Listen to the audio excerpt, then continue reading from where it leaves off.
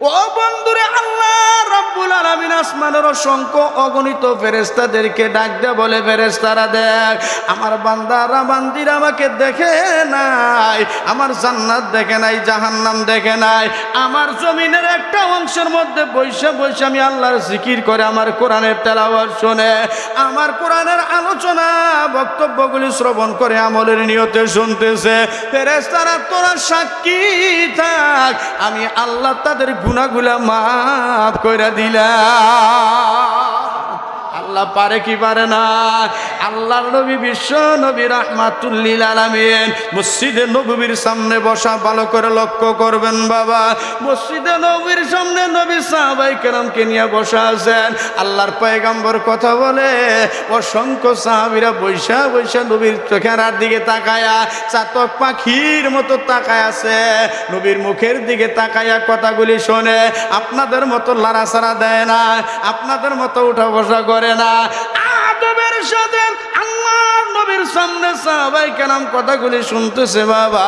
সামনে দিয়ে একটা রাস্তা, মানুষ চলার রাস্তা। একজন ইহুদি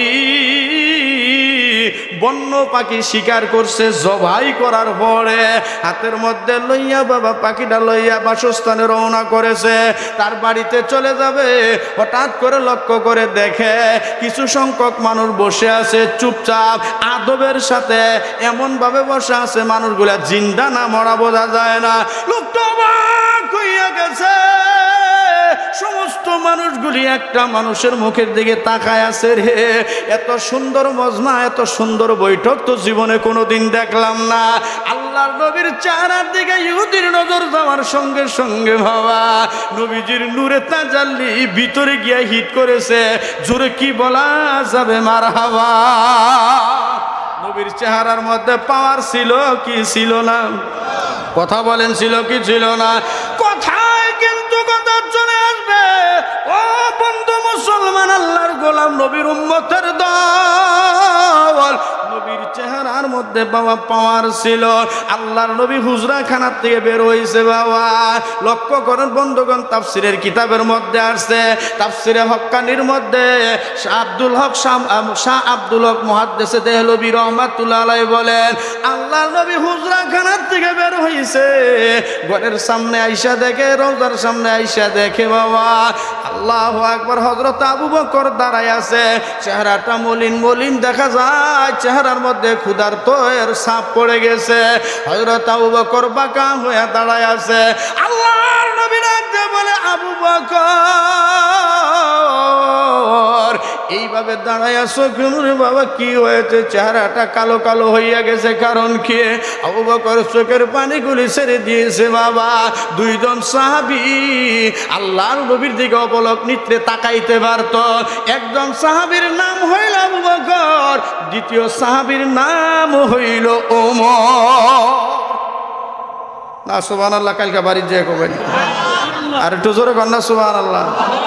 তাফসিরে হাক্কানির ভিতরে আছে, শাহ মুহাদ্দিসে দেহলভী রাহমাতুল্লাহ আলাইহি, আব্দুল হক মুহাদ্দিসে দেহলভী রাহমাতুল্লাহ লিখতেছে, আল্লাহু আকবার। লক্ষ্য করেন, আবু বকর কয়, হুজুর বাড়িতে গিয়েছিলাম, খানার কোনো ব্যবস্থা নাই, ক্ষুধায় সহ্য করতে পারতেছি না, ঘর থেকে চলে আসলাম আপনার চেহারা দর্শন করার জন্য, দেখার জন্য। আমি যখন আপনার চেহারার দিকে তাকাই গো নবীজি, আপনার চেহারার দিকে তাকাইলে আমি আবু বকরের ক্ষুধার তৃষ্ণা মিটে যায়। আলোচনা শেষ করতে না করতেই উমর আইসা হাজির। মুসলমান ভালো করে কথা শুনবেন, কলিজায় গাগ্র দেহ তোর হইলে করার কিছু নাই, কলিজায় চুলকানি তৈরি হইলে কিছু করার নাই। তারাও সাহাবী ছিল, তারাও নবীর উম্মত ছিল। আমরাও নিজেদেরকে নবীর উম্মত দাবি করি, এমন উম্মত আমরা হইলাম আল্লাহর কোরআনের শরী আইন আমরা মানতে পারি না। কথা কোন ঠিক কিনা? এমন উম্মত দাবি করি আমরা। ওপেন ঘোষণা দিল, মিডিয়ার মাধ্যমে আমাদের কাছে চলে আসলো, শরিয়া আইন মানে না, তাদের সংবিধানে শরিয়া আইন নাই, এই জন্য শরিয়া আইন মানে না। কোন মুসলমানের বাচ্চা যদি স্বেচ্ছায় সজ্ঞানে বলে আমি শরিয়া আইন মানি না, সে কোরআন মানে না। আর যদি কেউ কোরআন না মানে, ও মারা গেলে চিতায় পুরা লাগবে, তাকে জানাজা দেওয়া যাবে না। আমরা কেমন উম্মত আর তারা কেমন উম্মত? আল্লাহ। হযরত ওমর আয়েশা হাজির হয়ে গেছে, চেহারার দিকে তাকানো যায় না। কেমন সাহাবী হযরত ওমর ছিল, বন্ধু একটু দিলের কানটা লাগায়া দেন, আমাদের চরিত্র কোথায়, তাদের চরিত্র কোথায়? খারাপ লাগতেছে? আল্লাহর কোরআন থেকে কথা উলামায়ে কেরাম এই জায়গার মধ্যে আসছে, এই জায়গার মধ্যে আলেম ওলামা আছে। একটা কথা যদি ভুল বলি, মিথ্যা বলি, আমাকে ধরবে, সচেতন হন, কানটা খাড়া করায় দেন। কাউসারি কি বলতে চায়? কোন ওমর? আল্লাহু আকবার। ওমর ইবনুল খাত্তাব চলে আসছে নবীর সামনে, আর হযরত জিবরাইল আইসা একদিন আল্লাহর নবীকে ডাক দেয়, বলে ইয়া রাসূলুল্লাহ, আমাকে একটু সময় দেন, আমি আপনার একজন সাহাবী উমরের গুণকীর্তন করতে চাই। জিবরাইল আইসা নবীরে কয়, হুজুর একটু সময় দেন। আল্লাহর নবী বললেন, ঠিক আছে সময় দিলাম। এতটুক সময়, 1 ঘন্টা সময় দিলাম, বলো। জিবরাইল বলে, হুজুর 1 ঘন্টায় হবে না, 2 ঘন্টায় হবে না, 1 দিন দিলাম, বলো হবে না। ও 1 মাস দিলাম তোমাকে, বলো হবে না। কেমন সাহাবী হযরত ওমর, জিবরাইল যার প্রশংসা করতে চায়। আল্লাহর নবী বলে, ও জিবরাইল, 1 বছর তোমাকে সময় দিলাম, ওমরের প্রশংসা তুমি করতে থাকো। জিবরাইল ডাক দেয়া কয়, হুজুর, হযরত নূহ আলাইহিস সালাতু ওয়াস সালাম তার জাতিকে 950 বছর দাওয়াত দিয়েছিল। ওই 950 বছর যদি আমাকে দেওয়া হয়, তথাপিও আমি আপনার সাহাবী উমরের প্রশংসা করে শেষ করতে পারবো না। সাহাবীটার দামি না কম দামি? কথা বলেন না কেন? দামি না কম দামি? উমরের জীবনী আমি আপনাকে শোনাবো না, একটু শুধু পরিচয় দেয়। আল্লাহর নবীর সাথে হযরত ওমর খানায় কাবা তওয়াফ করে, আল্লাহর ঘরটা তওয়াফ করে। 7 রাত চক্কর দেওয়ার পর আল্লাহর নবী খানায় কাবার সামনে দাঁড়াইয়া গেছে। উমর ডাক দিয়ে কয়, হুজুর, আল্লাহর ঘরটা তওয়াফ করলাম, চক্কর দিলাম। 7 রাত চক্কর দেওয়ার পর, ঘুরাই দেওয়ার পর এই জায়গার মধ্যে দাঁড়াইলাম। এইখানে হাতিমে কাবার মধ্যে দাঁড়াইয়া যদি 2 রাকাত নামাজ পড়তে পারতাম, কতই না ভালো লাগতো, মনের মধ্যে কতই না আনন্দ চলে আসতো। আল্লাহর নবী ডাক দেয়, কয়, ওমর, তোমার মনের মধ্যে কথাটা উদয় হইতে দেরি হইছে, তোমার কথা আল্লাহ গ্রহণ করে আসমানে নিয়া কোরআনের আয়াত বানাইয়া আমি নবীর কাছে পাঠাইয়া দিবে, ঘোষণা হয়ে গেছে। বন্ধুরে 7 রাত চক্কর দেওয়ার পর খানায় কাবার সামনে, খানায় কাবার সাথে বাবা ওই হাতিমে কাবার মধ্যে 2 রাকাত নামাজ পড়া কিয়ামত পর্যন্ত সমস্ত নবীর উম্মতের জন্য উমরের কথা অনুযায়ী 2 রাকাত নামাজকে ওয়াজিব করে দিয়েছেন। জোরে কোন সুবহানাল্লাহ। উমরের দাম আছে না নাই? এমন বীর বাহাদুর উমর আল্লাহর নবীর সামনে এসে হাজির, চেহারার দিকে তাকানো যায় না। আল্লাহর নবী ডাকতে বলে, উমর, এইভাবে কেন আমার সামনে হাজির হইছ? বাঁকা হইয়া কেন দাঁড়াইছ? চেহারার মধ্যে কেন তাকানো যায় না? হযরত ওমর ডাক দিয়ে কয়, ইয়া রাসূলুল্লাহ, ইয়া হাবিবাল্লাহ, ওগো আল্লাহর নবী, বিশ্ব নবী রাহমাতুল লিল আলামিন, ঘরের থেকে ফিরে আসলাম, ক্ষুধায় সইতে পারি না, ঘরে খানার কোনো ব্যবস্থা নাই। এমনি আল্লাহর নবী ডাক দিয়ে বলে, আবু বকর, ওমর, তোমরা 2 জন আসছো আমার কাছে ক্ষুধার কথা প্রকাশ করার জন্য। আজ দিয়ে 3 দিন যাবত আমি নবী নিজেও কিছু খাইতে পারি না। আমি নবী ঘরে গিয়েছিলাম রে ওমর, ও আবু বকর, আমি নবী নিজে ঘরের মধ্যে গিয়েছিলাম। তাফসীরে হক্কানির ভিতরে লেখা হয়, নবী ডাক দিয়ে কয়, আমি ঘরে গেছি খানার জন্য। আয়েশা ডাক দিয়ে বলে, নবী গো, ঘরে কোনো খাবারের ব্যবস্থা নাই, 1 গ্লাস পানির ব্যবস্থা ছাড়া আমার ঘরে কোনো খানার ব্যবস্থা নাই। ও নবীর উম্মত, আল্লাহর গোলাম, এবার বুঝে তাহলে একটু জবাব দেন। নবী 3 দিনের অনাহার, আবু বকরের মতো সাহাবী অনাহার, ওমরের মতো সাহাবী অনাহার। কয়দিন কার কাছ থেকে সুদের কারবার করছে, কয়দিন কার কাছ থেকে ঘুষের কারবার করছে, মানুষের মাল আত্মসাৎ করছে, গরিব দুঃখীর হক নষ্ট করেছে। ওরা ছিল সাহাবায়ে কেরাম, ওরা ছিল প্রকৃত উম্মত, ওরা ছিল প্রকৃত আল্লাহর বান্দা। এখন বর্তমানে বাংলাদেশের অবস্থা যদি আমরা লক্ষ্য করি বাবা, যে যত বড় নেতা হয় তার কলমের খোসা তত পাওয়ারফুল হয়। লক্ষ কোটি কোটি টাকা কলমের খোসায় বাবা আত্মসাৎ করে, গরিবের হক নষ্ট করে, অট্টালিকা বানায়। জোরে কোন কথা ঠিক কিনা? এই চরিত্র আছে না নাই? কথা বলেন আছে না নাই? সাহাবায়ে কেরাম নবীর মনে আছে আপনাদের? আমার পিছনে কিন্তু বক্তা আছে, ভালো আছেন মামা? আল্লাহু আকবার। আমার পিছনে কিন্তু প্রধান বক্তা আছে। আপনারা কি যাইবেন কেন থাকবেন? কারা কারা থাকবেন একটু হাত তোলেন তো। জোরে একটা তাকবীর দিলে বুঝবো যে থাকবেন। লিল্লাহে তাকবীর। এই বুড়া বড় হাত নামান। এই যুবক রাখা রাখা হাত তোলো তো দেখি। যুবক একটা তাকবীর দাও। লিল্লাহে তাকবীর। এই জন্য তো বিয়া করা হবে না। আজকে বাড়িতে যাওয়ার সময় চিন্তা ভাবনা করে যাও যে বিয়া কেন করায় না, কেন তোমার বিয়া করাবে? জোরে একটা তাকবীর দিবার পারো না, তোমার বিয়া করাই লাভ কি?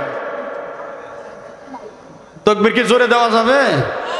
তাকবীর যত জোরে হবে, মুসলমানদের সবচেয়ে বড় হাতিয়ারের নাম হলো আল্লাহু আকবার।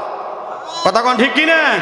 এই আল্লাহু আকবারের তাকবীর আমাদের কাছ থেকে চলে গেছে বলেই তো আজকে মুসলমান প্রত্যেকটা মুসলিম কান্ট্রিতে মার খাচ্ছে। এটা আমাদের কারণে। ঘর মে আগ লাগি হয়, ঘর কি চারাকছে। আমাদের উপর অশান্তি কেন? আমাদের ঘরে আগুন কেন? আমাদের ঘরের বাতি দিয়েই তো আগুনটা জ্বলছে। কথা কোন ঠিক না ঠিক? সময় নষ্ট করার মতো সময় আমার হাতে নাই। লক্ষ্য করুন, সামনে কাজ আছে। ভাইয়ার আমার, বন্ধুরা আমার, আল্লাহর নবী সাহাবায়ে কেরামকে লইয়া বর্ণনা দিতেছে, আলোচনা করতেছে। আর ইহুদি লক্ষ্য করে তাকায় দেখে চাতক পাখির মতো বৈশা বৈশা আদবের সাথে কথা শুনতেছে। এমনি ইহুদি জায়গায় দাঁড়াইয়া গেছে। আগন্তুক একজন সাহাবীকে ডাক দেয়া বলে, ভাই এই লোকটা কে? তিনি কথা বলেন, ওনার পরিচয় কি? আর সামনে এত মানুষ দেখা যায়, নিঝুম মেরে মেরে সুন্দর আদব রক্ষা করে কথা শোনে, ওনার পরিচয়টা কি? আগন্তুক সাহাবী ডাক দেয়া বলে, ভাই রে, উনি দুনিয়ার কোনো সাধারণ মানুষ না, উনি হইলেন রাহমাতুল লিল আলামিন, উম্মতের কান্ডারে, আখিরি জমানার পয়গম্বর মুহাম্মাদুর রাসূলুল্লাহ। আল্লাহর নবীর কথা যখন শুনছে, রাহমাতুল লিল আলামিন টাইটেলের কথা যখন শুনেছে, ইহুদি ডাক দেয়, কয় আমাকে একটু তার কাছে নিয়ে যান, আমি একটু তার সাথে কথা বলবো। 3টা আমি প্রশ্ন করব তার কাছে। 3টা প্রশ্নের যদি জবাব দিতে পারে আর দেরি করব না, কলেমা পড়ে মুসলমান হয়ে যাব। জোরে বল সুবহানাল্লাহ, সুবহানাল্লাহ। হেদায়েত কখন কার কথায় আছে বাবা কেউ বলতে পারে না। মাঝখানে আমি একটা কথা আপনাকে শোনায়া যাই, কথা মনে রাখেন, স্টেশন হারায়েন না। আল্লাহর নবী দিনের দাওয়াত দেয়, আল্লাহর নবী আল্লাহর হুকুমের কথা বলে মানুষের কাছে, ও দুনিয়ার মানুষ তোমরা আল্লাহর কথা মেনে মেনে চলো। আল্লাহ যা ধরতে বলেছেন তা ধরো, যা ছাড়তে বলেছেন তোমরা তা ছাড়ো। ইসলামের ভিতরে পরিপূর্ণভাবে দাখিল হও। আল্লাহর নবীর কথাগুলি যখন মানুষের কাছে বর্ণনা দেয়, আবু লাহাব নবীজির আপন চাচা, নবীজির দুশমন হইয়া গেছে, আবু জেহেলের কাছে গিয়া পরামর্শ করে, ভাই আমার মাচা বাতিজা মুহাম্মদকে ঠেকাইতে হবে, না হয় কিন্তু আমাদের ধর্মকর্ম থাকবে না, আমাদের বাপ দাদার ধর্ম কবর রচিত হয়ে যাবে। ঘটনা বর্ণনা করার পর এবার আপনারাই বলেন তো, আবু জেহেল কি আমার নবীর বন্ধু না শত্রু? আরো জোরে কন্যা কে? শত্রু না বন্ধু? বন্ধুরে এত কষ্ট আবু জেহেল নবীকে দিয়েছে, লক্ষ্য করুন। লম্বা কথা, লম্বা ইতিহাস, সংক্ষিপ্তভাবে আমি আপনাকে আমার মূল আলোচনার ভিতরে নিয়ে যাই। একটু গভীর মনোযোগ লক্ষ্য করেন। আবু জাহেল চিঠি লিখছে বাবা ইয়ামনে এক বাহাদুর, বীর বাহাদুরের কাছে, পালোয়ানের কাছে। আমার বন্ধুগণ, ওনার নাম ছিল হাবিব ইবনে মালিক। বড় পালোয়ান, বড় যোদ্ধা ছিল বাবা। একাই 10-15 জনের সাথে লড়তে পারত। পত্র লেগেছে, বন্ধু তোমাকে এত টাকা দেওয়া হবে, বিনিময় মোহাম্মদকে মেরে ফেলতে হবে, মোহাম্মদকে হত্যা করা লাগবে। সৈন্যগুলির সাথে লইয়া সবাইকে সঙ্গে করে মদিনা, মক্কাতে চলে আসছে বাবা। যখন মক্কায় আসছে নবীকে মারার জন্য, আবু জেহেল এই দিক দিয়ে একটা কাজ করছে। কিতাবের মধ্যে লেখা হয় জাবালে কোবাইস পাহাড়ের উপর বাবা 2টা চেয়ার সাজাইছে, সুন্দর করে 2টা চেয়ার সাজাইয়া, একটা সাজাইছে আবু জেহেলের জন্য, আর একটা সাজাইছে বাবা হাবিব ইবনে মালিকের জন্য। 2টা চেয়ার সুন্দর করে সাজাইছে। আল্লাহর নবীকে মারার জন্য পরামর্শ চলতেছে সেই জায়গায়। সমস্ত লোকগুলা চতুর্পার্শ্বে বসে আছে। হাবিব ইবনে মালিক চলে আসলো, আইসা কয় বন্ধু, এই যে তুমি আমার কাছে পত্র পাঠাইছো, লোকটার নাম মোহাম্মদ, বাবার নাম আব্দুল্লাহ, মায়ের নাম আমেনা, লোকটা থাকে কই, একটু পরিচয় দাও, ঠিকানাটা বলে দাও। আবু জেহেল কয় শান্ত হন, কৌশলে কাজ করা লাগবে। বর্তমানে মুসলমানের ঈমান নষ্ট করার জন্য একটা দল কৌশলে কাজ করতেছে, এটা মুসলমানদেরকে ভালো করে বুঝতে হবে। কথা কোন ঠিক কিনা? বন্ধুরে আমার, ভাইরা আমার, লক্ষ্য করুন, এত হামগাম করা যাবে না, হইচই করা যাবে না।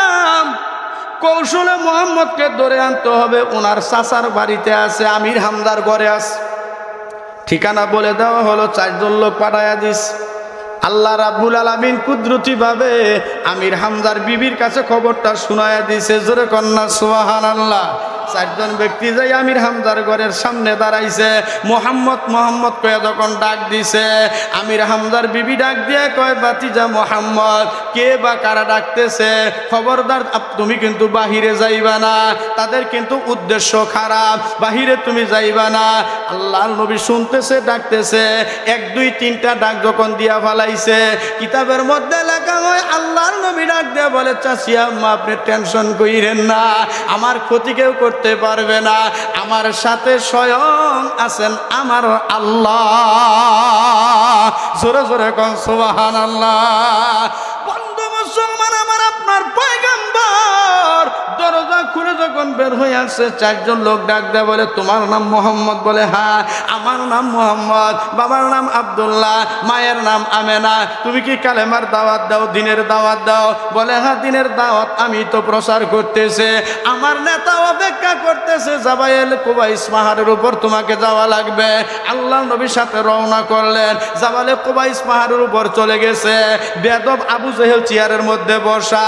হাবিব বিন মালিকের সামনে যখন নবী দাঁড়াইছে, আল্লাহর নবীর চেহারার দিকে তাকাইয়া হাবিব ইবনে মালিকের কলিজা থরথর করে কেঁপে উঠছে। জোরে জোরে কোন সুবহানাল্লাহ। টাস করে চেয়ার থেকে দাঁড়ায় গেছে, ডাক দিয়ে বলে যুবক, আপনার নাম শুনেছি মোহাম্মদ, এই চেয়ারের মধ্যে আপনি বসেন, আমাকে এই চেয়ারের মধ্যে মানায় না, আপনাকে এই চেয়ারের মধ্যে মানায়। হাবিব ইবনে মালিক আমার নবীরে সম্মান করেছে, বিনিময়ে আল্লাহ কি পুরস্কার হাবিব ইবনে মালিকের জন্য পাঠাইছে। হাবিব ইবনে মালিক দাঁড়ায়া গেছে, আল্লাহর নবীকে সম্মানের চেয়ারের মধ্যে বসাইছে। এখনো যদি নবীর ওয়ারিস উলামায়ে কেরামকে কেউ সম্মান করে, আল্লাহ তার সম্মানের আসন দিবে, এর মধ্যে কোনো সন্দেহ নাই। উলামায়ে কেরাম হইল নবীর ওয়ারিস। উলামায়ে কেরামের সাথে বেয়াদবি করবে যারা, কান ধরে ক্ষমতার আসন থেকে তাদেরকে আল্লাহ নামাবে, দুনিয়ার কোনো শক্তি ঠেকাইতে পারবে না। কথা কোন ঠিক না? ঠিক না বন্ধুরে? রাগ করতেছেন আপনারা? কষ্ট পাইতেছেন? লক্ষ্য করুন, ধীরে ধীরে সামনের দিকে নিয়ে যাই। হাবিব ইবনে মালিক দাঁড়ায় গেছে, আল্লাহর নবী চেয়ারের মধ্যে বসছেন, কি সুন্দর দেখা যায়, কি সুন্দর দেখা যায়। আবু জেহেল ডাক দেয়, কয় দোস্ত এই জন্য কি তোমার টাকা দিয়ে ভাড়া করে আনলাম? এটাই তোমার দুশ্মন, তাকে মারতে হবে। হাবিব ইবনে মালিক এই যে নবীর চেহারার দিকে তাকাইছে, চেহারা নজর আর ঘুরায় না। ডাক দেয়া কয়, বন্ধু আবু জেহেল খামোশ হও, চুপ হও, আমি 3টা প্রশ্ন করব তার কাছে, যদি জবাব দিতে পারে, বাস্তবতা দেখাইতে পারে, দেরি করব না রে আবু জেহেল। আমি যারে মারার জন্য আসি তাকে তো মারবই না, কালেমা নিয়ে বাড়িতে যাব। হেদায়েতের মালিক কে? এ মুসলমানের আওয়াজে বলেন কে? আমার বন্ধুগণ, হেদায়েত যদি নসিবে থাকে কেউ ঠেকাতে পারবে না। আর হেদায়েত যদি নসিবে না হয়, কিয়ামত পর্যন্ত বয়ান শুনো বাবা হেদায়েত পাবে না। আবু জেহেল চুপচাপ বসে রয়েছে।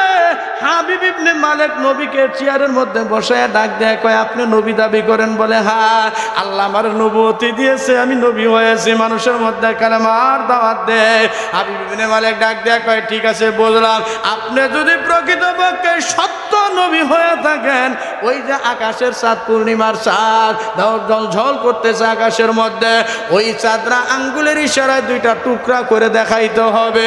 কিতাবের মধ্যে লেখা, আল্লাহর নবীকে যখন এই কথা বলেছে, আল্লাহর নবীর আঙ্গুলের মধ্যে পাওয়ার ছিল কি ছিল না? যেরকম ছিল কি ছিল না?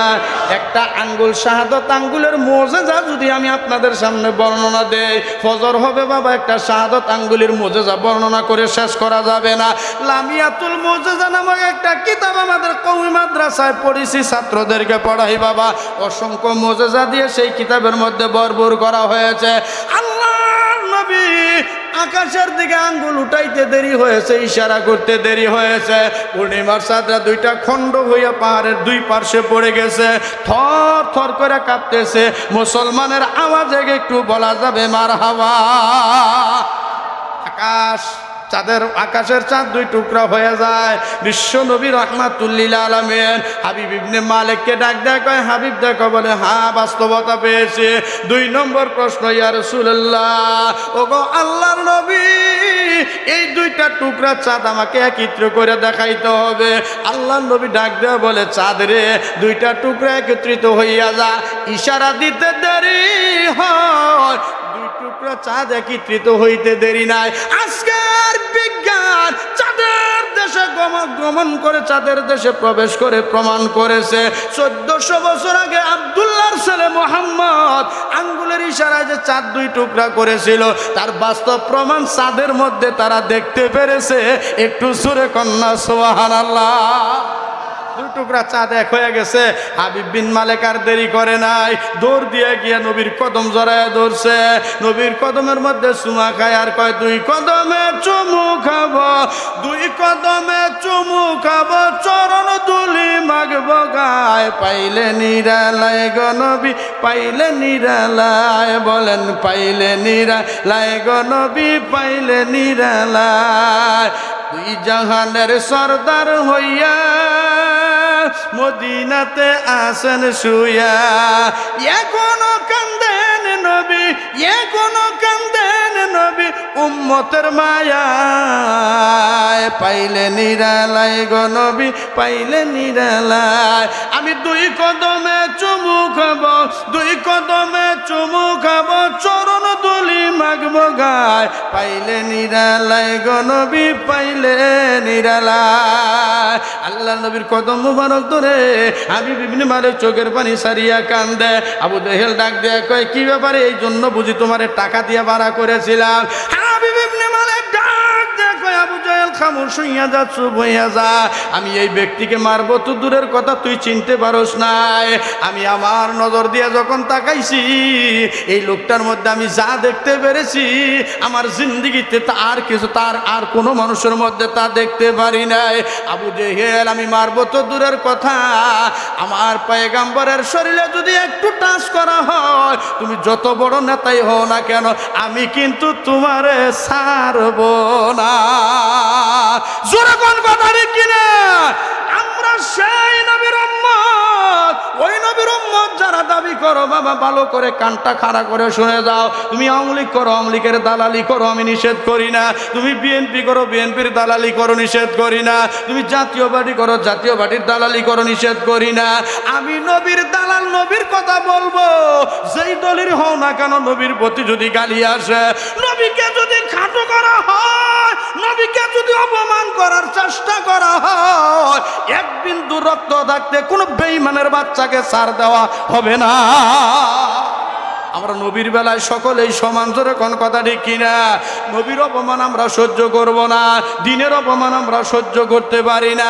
কারণ আমার পরিচয় হইল আমি আল্লাহর বান্দা, নবীর উম্মত। হাবিব বিন মালিক ডাক দিয়ে কয়, হুজুর আমি পরীক্ষা নিয়েছি, পরীক্ষায় আপনি পাশ করে ফলাইছেন। হুজুর আমার বড় দয়া, আমার বড় আফসোস হয়, আমার বড় আফসোস হয় হুজুর। নিঃসন্দেহে আপনি আল্লাহর পয়গম্বরে কোনো সন্দেহ নাই। আমি বাস্তবতা যা দেখেছি, আর কোনো প্রশ্ন আমি করতে চাই না। তবে একটা মাত্র প্রশ্ন আপনার কাছে রবে গো হুজুর। আমার বাড়িতে 30 বছরের একটা মেয়ে আছে, মাইয়া আছে। জন্মগতভাবে মেয়েটা আমার বউয়া। জন্মের পর থেকে আমাকে আব্বু বলে ডাক দেয় নাই। আমার আর কোনো সন্তান নাই, আমাকে আব্বা বলে ডাকবে। ও মুসলমান, গভীর মনোযোগ লক্ষ্য করেন। যার দাম্পত্য জীবনে একটা মাত্র সন্তান আল্লাহ দিয়েছে, লোক সন্তানটা যদি বোবা হয়, পেবা হয়, কথা বলতে না পারে, আব্বুকে যদি আব্বু বলে ডাক দিতে না পারে, আম্মুকে যদি আম্মু বলে ডাক দিতে না পারে, বাবার মনে শান্তি নাই, মায়ের মনে শান্তি নাই, জোরে কোন কথা ঠিক কিনা? হাবিব ইবনে মালিক ডাক দেয়, কয় হুজুর একটা গ্লাসের মধ্যে একটু ফু দিয়ে দেন। তিরমিজি শরীফের হাদিস বাবা। ফু দেওয়া জায়েজ আছে, দম দেওয়া জায়েজ আছে। বন্ধুরা লক্ষ্য করুন, এক গ্লাস পানি নিয়ে আসছে আল্লাহর নবীর জবান থেকে একটা ফু নেওয়ার জন্য। আল্লাহ রাব্বুল আলামিন ডাক দিয়ে কয়, জিবরাইল জলদি করে যাও, আমার বন্ধুকে খবর দাও, হাবিব ইবনে মালিকের গ্লাসের মধ্যে ফু দেওয়া লাগবে না। এমনি আমি আল্লাহ হাবিব বিন মালিকের কাছে আমার বন্ধুর মর্যাদা আমি 1000 গুণে বৃদ্ধি করে দিব। আসছে আল্লাহর নবীকে দম দেওয়ার জন্য, ফু দেওয়ার জন্য। নবী আমার ডাক দেয়, কয় হাবিব প্রশ্ন করার জন্য নিয়ে আসছো, জবাব কি তুমি পাইছো? বলে হ্যাঁ। আমি দম দিতে পারবো না, দম দেওয়া লাগবে না, তুমি তোমার ঘরে চলে যাও, বাড়িতে চলে যাও। হাবিব ইবনে মালিক তার সঙ্গীদেরকে লইয়া যখন তার ঘরে চলে গেছে বাবা, এখনো ঘর পর্যন্ত যায় নাই, ভিতর থেকে মানুষের আওয়াজ পাওয়া যায়। হাবিব বিন মালিক আস্তে আস্তে দরজায় গিয়ে দাঁড়াইছে। 30 বছরের বোবা মেয়েটা হাবিব ইবনে মালিককে আব্বু কয়া ডাক দিয়া বুকের মধ্যে জড়াইয়া ধরছে। এই কাজ করছে কে? আরো জোরে বলেন কে? হাবিব বিন মালিকের মেয়ে ডাক দিয়া কয়, আব্বু তুমি যাকে মারার জন্য গিয়েছিলা, যাকে দুনিয়া থেকে বিদায় করার জন্য গিয়েছিলা, তাকে আঘাত করছো? বলে না না, তাকে আঘাত করি নাই। এই ঘটনাগুলি বর্ণনা দিয়েছে। হাবিব ইবনে মালিকের মেয়ে ডাক দেয়, কয় মা, আব্বু আমি স্বপ্নের মধ্যে সব দেখতে পেরেছি, আল্লাহ আমারে দেখায়া দিয়েছে। তাকে তুমি সম্মান করার কারণে আল্লাহ রাব্বুল আলামিন আমার জবান খুলিয়া দিছে। পরিবারের লোকজন সবগুলার সাথে লইয়া আল্লাহর নবীর কাছে আইসা কদমের মধ্যে পড়ে গিয়া নবীর হাতে হাত রেখা কালেমা পড়ে মুসলমান হইয়া যায়। এই জন্য বলি রে বন্ধু, কখন কার কথায় কোন মুহূর্তে হেদায়েত আসবে দুনিয়ার মানুষ বলতে পারে না। আল্লাহর নবী বর্ণনা দেয়, সাহাবায়ে কেরাম শুনতেছে। ইহুদি ডাক দেয়া কয়, 3টা প্রশ্ন করব, জবাব দিতে পারলে কালেমা পড়ে মুসলমান হয়ে যাব। মানুষগুলি বাবা 2 ভাগ করে ইহুদি সামনে চলে গেল, আল্লাহর নবীর সামনে বসিয়া গেছে। নবী ডাক দিয়া কয়, তুমি কে রে যুবক, কোথায় ঘর, কোথায় বাড়ি? বলে পরিচয় সব পড়ে হবে। আপনি কি আল্লাহর পয়গম্বর? বলে আমি আল্লাহর পয়গম্বর। পয়গম্বর দাবি করলেই তো আর হবে না, 3টা প্রশ্ন যদি আমার উত্তর দিতে পারেন, বাস্তবতা দেখাইতে পারেন, দেরি করব না, কালেমা পড়ে মুসলমান হয়ে যাব। আল্লাহর নবী ডাক দিয়ে বলে, কি রে প্রশ্ন যুবক, তুমি বলো, আমি দেখব তোমার প্রশ্নের উত্তর দিতে পারি কি পারি না। এই ইহুদি ডাক দিয়ে বলেন, ওগো আল্লাহর বান্দা, আপনি যদি নবী হইয়া থাকেন, এই যে আমার গলা কাটা পাখি, এই পাখিটাকে জিন্দা করে দেখাইতে হবে। গলা কাটা পাখি জিন্দা করে দেখাইতে হবে, 1 নম্বর। 2 নম্বর হইল শুধু জিন্দা হইলেই হবে না, এই পাখি জিন্দা হইয়া আপনি যে সত্য নবী তার প্রমাণ দিতে হবে। সুবহানাল্লাহ জোরে বলেন, তার প্রমাণ দিতে হবে। 3 নম্বর হইল এই পাখি শুধু প্রমাণ দিলেই হবে না, এই পাখি আপনার এই যে নবুয়তের দাবিদার, এই পাখি স্বীকার করতে হবে আল্লাহর পক্ষ থেকে আপনি নবুয়ত পাইছেন। জোরে কোন সুবহানাল্লাহ। কথা বলতে হবে, নবুয়তের সাক্ষী দিতে হবে, মৃত পাখি চিন্তা করতে হবে। ক্ষমতা কার? জোরে বলেন ক্ষমতা কার? ওই আল্লাহ এখনো আছে না নাই? কোন নবীর খাঁটি উম্মত যদি এখনো খাঁটি উম্মত হয়ে যায়, আল্লাহর কাছে চাইতে দেরি হবে, তার অভাব আল্লাহ পূরণ করতে দেরি হবে। আমরা চাইতে পারি না, আমাদের কর্ম হলো একা, কথা হলো একরকম, কর্ম হলো আরেক রকম। মসজিদে বলি একরকম, বাহির হইলে হয় আরেক রকম। নামাজের হক আছে বাবা, ওই হকগুলির ভিতরে একটা হক হলো মসজিদে চলবে না যা, বাহিরে চলবে না তা। মসজিদে তোমার অবস্থা যা হবে, বাহিরে এসে তোমার অবস্থা ঠিক ওইটাই হইতে হবে।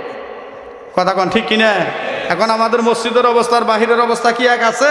নামাজ তো আমরাও পড়ি, নামাজ পড়লেই কেউ অভাব আমাদেরকে ছাড়ে না, নামাজ আমরাও পড়ি, বিপদ আমাদেরকে ছাড়ে না, নামাজ আমরাও পড়ি, মুসিবত একের পর এক আসতেছে। বোঝা গেল নামাজের মতো নামাজ আমাদের এখনো। কথা কোন ঠিক কিনা?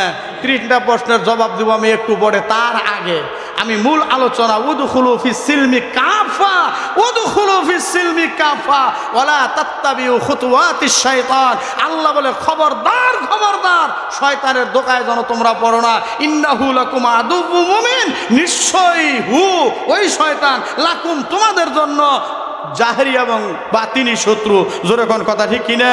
শয়তান কি আমাদের বন্ধু না শত্রু? আমার ভাইরা, প্রকৃত মুসলমান যদি আমরা হইতাম, প্রকৃত পক্ষে যদি দিনের ভিতর আমরা দাখিল হইতাম, একটা মানুষও নামাজ ছাড়তো না, এবং নামাজ এমনভাবে পড়তো, নামাজের দ্বারা আমাদের অভাব অনটন দূর হয়ে যাইতো। আমাদের নামাজ হলো নামাজও পড়ি, আবার সংসারের হিসাবও করি। কথা কোন ঠিক কিনা? এই তো মূল আলোচনায় আসতেছি। আমার ভাইরা নামাজও পড়তেছে, দোকানের হিসাবও রাখতেছে। কথা কোন আছে না নাই? বন্ধুরে আমার, আল্লাহর নবীর একজন সাহাবী, নাম হলো তার তালহা। নাম কি? জোরে কোন, আরো জোরে কোন, নাম কি? হযরতে তালহা নামাজে দাঁড়াইছে। নামাজে দাঁড়াইবার পর তার সামনে একটা মাসুম ছেলে, দুগ্ধবসুত সন্তান, এটারে সাপে আইসা বেড়াইয়া ধরছে, কেরাও করে ধরছে। পুরা ছেলেটাকে পেছাইয়া একেবারে সাপ তাকে এমনভাবে ব্যারিকেড করছে, ছেলেটা সন্তানটার জীবন এখন যায় যায় অবস্থা। তালহা কিন্তু নামাজের মধ্যে আছে। তাদের নামাজ আর আমাদের নামাজ দেখে, হ্যাঁ হ্যাঁ যাইতেছে, ওইদিকে যাইতেছে। অপেক্ষা করেন, সময়টা আগে অনেকগুলো নষ্ট হয়ে গেছে। আগে জমা জমে একটু চার্জ দিয়ে উর্বর করতে হয়, তারপরে পকড়ে হাত দিতে হয়। কথা ঠিক না?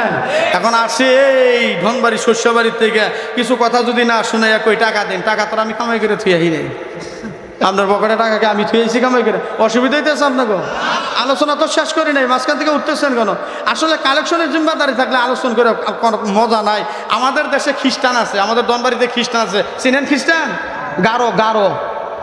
আমাদের বিচার একরকম, গারোগর বিচার হলো আরেক রকম। ওই বিচারগুলোর কথা যদি বলি তাহলে ওটা আরেকদিন একটা সময় লাগবে। গারোদের মধ্যে কিছু গারো আছে অশিক্ষিত যারা, এরা দরবারে বসে বসে একা একা আলাপ পারে, কয় মাত বসা বিচার যাই করেন তাল গাছ কিন্তু আমার। দেখছেন অবস্থা? বিচার আপনি যাই করেন তাল গাছ আমার। এখন কথা আমি যেখান দিয়েই ঘুরাই, কালেকশন যে আমার করা লাগবে এটা আমি ভালো বুঝি। এই সামনে আসতেছি, অসুবিধা লাগতেছে না তো আপনাদের? বাইরে আমার তালহা নামাজ পড়তেছে, নিজের সন্তান। আমাদের নামাজ আর সাহাবীদের নামাজ দেখে, নামাজে আমরা, নামাজের দ্বারা আমাদের উপকৃত হয় না, আমাদের উপকার হয় না কেন, উপকৃত হইতে পারি না কেন? আমাদের নামাজ নামাজ না, নামাজ তো খাইছে। এখন আবার মোবাইল আইসা, আল্লাহ মাশাআল্লাহ, নামাজের মধ্যে মমতাজের গান বাইছো। কথা কয় না?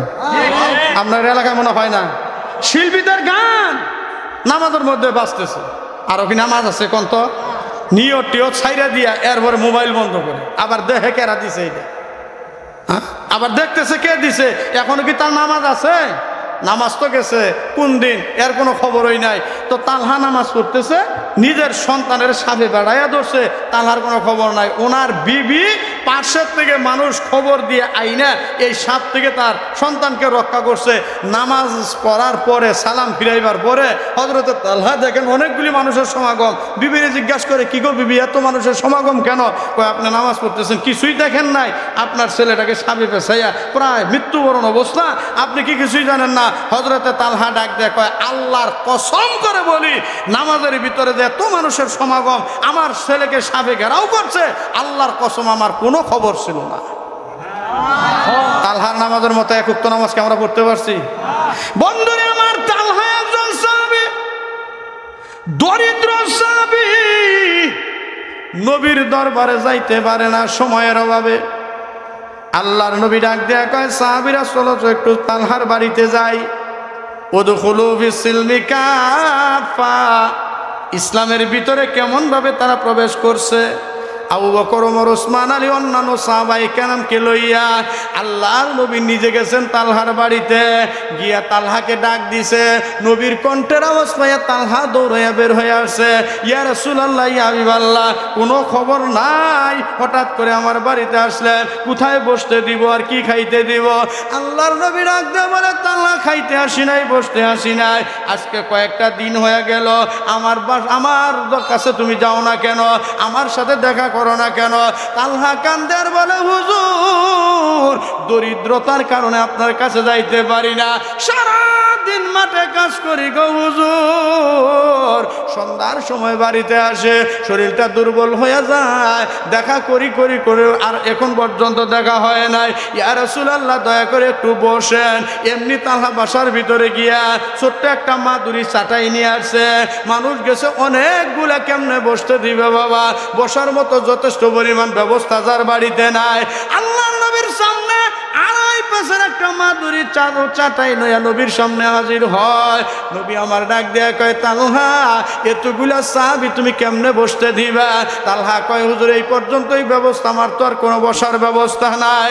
আল্লাহর নবী বলে, তালহা, দে দে দে, মাদুরির একটা মাথা আমার হাতের মধ্যে দে, বাকিটা তুই সামনের দিকে টান দে। যতগুলা সাহাবী আছে সবাই বসার পরেও জায়গা বাকি থাকবে, একটু জোরে কি বলা যাবে? মারহাবা। আল্লাহর নবী, বন্ধুরা, নবীজি নিজে হাত দিয়ে ধরছেন। হযরতে তালহা আড়াই পেছের মাদুরি চাটাইটা টান দিয়েছে বাবা, যতই সামনে যায় ততই লম্বা হয়। এটা তালহার কোনো কারামতি নয়, এটা হলো নবীজির কারামতি। জোরে জোরে কোন কথা ঠিক কিনা? সমস্ত সাহাবীরা বসে গেছে, হযরত ওমর আল্লাহর নবীর কাছে বসে নাই। তালহার ঘরের পাশ দিয়ে পিছন দিয়ে একবার উত্তর দিকে আওয়াজ বাড়ির ভিতর বাড়ির থেকে আসতেছে। বাবা বাবা বলে কান্দে, মা মা বলে কান্দে, আমার বন্ধন ছেড়ে দাও, হাতের বন্ধন ছেড়ে দাও, আমি আর সইতে পারি না, আমি মনে হয় মরে যাব। কেউ তার কথা সাড়া দেয় না, কেউ তার ডাকে সাড়া দেয় না। হযরত ওমরের মতো মানুষ চোখ দিয়ে পানি আইসা গেছে, নবীর সামনে আইসা সালাম দিয়া বলে, হুজুর, তালহার সাথে একটু কথা পরে বলেন, আগে জিজ্ঞাসা করেন ভিতর বাড়ি কান্দে কে? আল্লাহর নবী জিজ্ঞাসা করে, তালহা, তোমার ভিতর বাড়ি কান্নাকাটি কে করে? কয়, আমার একটা ছোট্ট বাচ্চা আছে গো নবী, ওই ছেলেটা ক্রন্দন করতেছে, যাও তো তালহা অবস্থাটা একটু দেখি, কেন কান্দে?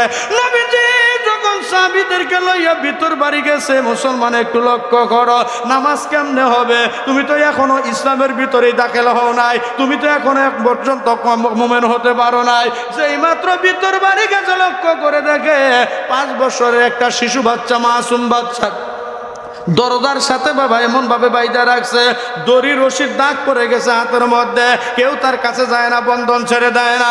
আল্লাহর নবী অবস্থা দেখে চোখ দিয়ে পানি আইসা গেছে বাবা, কারণ উম্মতের মায়া নবীর কলিজায় সব চাইতে বেশি।